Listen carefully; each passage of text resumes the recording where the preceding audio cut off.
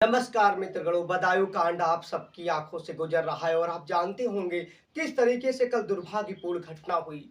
ये पहली घटना नहीं है और ना ही आखिरी है। ठीक कन्हैया लाल जैसी मिली हुई, लेकिन यहाँ इस बच्चे ने किस पर टिप्पणी की, क्या कुछ कहा। दो निर्दोष, एक 6 साल का और दूसरा 13 साल का, और उसे सैलून वाला भैया कहता था। माँ के पास आए और 5,000 रुपए मांगा उधार में। माँ ने 5,000 का इंतजाम करके दिया, कहा पत्नी की डिलीवरी है। देर रात आपके बच्चों की साजिद नाम के व्यक्ति ने हत्या कर दी थी, नाई था।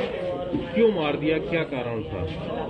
कारण कुछ नहीं था। दुकान पे आया था, दुकान पे 3 किले चल लिए और मुझे पैसे दिए और फिर बोला भाभी 5,000 रुपये तुम उधार दे दो, कुछ आपकी मदद चाहिए। तो मैंने 5,000 निकाले, उसे दे दिए। वो लेके आके वहाँ पे खड़ा हो गया, बोला भाभी मेरे वाइफ हॉस्पिटल में भर्ती है, जनानी अस्पताल में, मुझे उसकी डिलीवरी 11 बजे का टाइम दिया है। मैं अच्छा ठीक है, कोई बात नहीं। मैंने इनसे पापा से बात की बच्चों के, तो उन्होंने कहा कोई बात नहीं, दे देगा, सुबह दे ही देगा। मानवतावादी सोच और उदार सोच के बदले उन्हें ये मिलेगा, किसी ने सोचा नहीं था। कहते हैं नराधम सोच का कोई इलाज नहीं होता।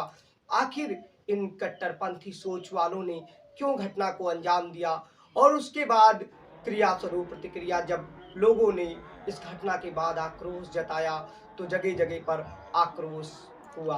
पुलिस ने आरोपी को पकड़ने की कोशिश की, आरोपी जंगल में छुप गया और पुलिस पर भी प्रहार करने की कोशिश की। पुलिस ने जवाबी कार्रवाई की और आरोपी ऊपर यानी जहन्नुम पहुंच गया। बहरहाल इस घटना से सबक की जरूरत है। आखिर ये घटना क्यों घटी? अब पीड़ित बच्चे की मां, दे दो, अच्छे हैं, कोई दिक्कत ना।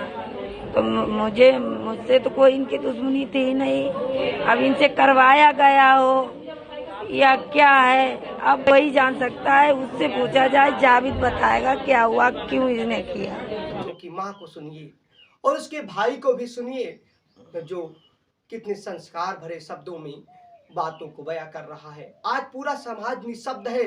आखिर ऐसे समाज में ये बीज खोलने वाले कहां से आते हैं? जो सैलून वाले भैया थे वो लोग आए थे, तभी तभी ऊपर में छोटे बड़े वाले भाई को ऊपर ले गए। फिर पता नहीं क्यों मारा, फिर मुझे भी मारने लगा। मैंने उनका चाकू हटाकर उनको धक्का देकर नीचे भागाया।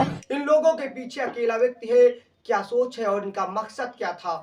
कोई भी इस बारे में भी पुलिस बात कर रही है, समझ से परे है। आखिर कोई पुराना विवाद ना मृतक की मां बता रही है और न पड़ोसियों ने बताया, दोनों को मिलनसार बताया। 2 बच्चों की निश्चित हत्या हुई, उसमें जब वहाँ से निकल गया और हमारी जब पुलिस टीम को पता चला, उसने पीछा किया तो इसको शेखोपुरी जंगल की तरफ जाता दिखाई दिया। और हमारी टीम जब एसओजी की और लोकल थाने पुलिस पीछा करते पहुंची है, उस समय वहाँ पर जो है उसने फायर किया, जवाबी फायर किया और भागने का प्रयास किया। पुलिस ने फायर किया, इस जवाब में जवाबी फायरिंग में वो घायल हुआ और उसकी मृत्यु हो गई। वो घर में गया और घर में जाने के बाद उसने जो है पहले उसके बच्चों के दादी से मिला, उसके बाद वो बच्चे ऊपर खेले थे, सीधा ऊपर तीसरे मंजिल पर गया। वहाँ पर जाकर दोनों बच्चों को उसने की हत्या कर दी। तीसरा बच्चा छोटा था, वहाँ से उसको थोड़ी चोट लगी, वो नीचे भाग गया। इसका एक भाई फरार है। पूरे मामले में कांड खुलेगा। हालांकि राजनीति गर्म आने के बाद विपक्ष के नेता जो बयानबाजी कर रहे हैं, वो तो हमेशा विपक्ष का काम होता है। प्रदेश की योगी आदित्यनाथ की सरकार अपराध रोकने में लगातार नाकाम नजर आ रही है। उत्तर प्रदेश में योगी आदित्यनाथ की सरकार में बदायूं में कल जो विभत्स घटना हुई है, उससे स्पष्ट होता है कि अपराधियों के हौसले कितने बुलंद हैं। लेकिन इस घटना ने समाज पर फिर सोचने के लिए मजबूर कर दिया है। आखिर ऐसे सलीन सभ्य दिखने वाले लोगों के माइंड में, दिमाग में जहल कौन खोल रहा है?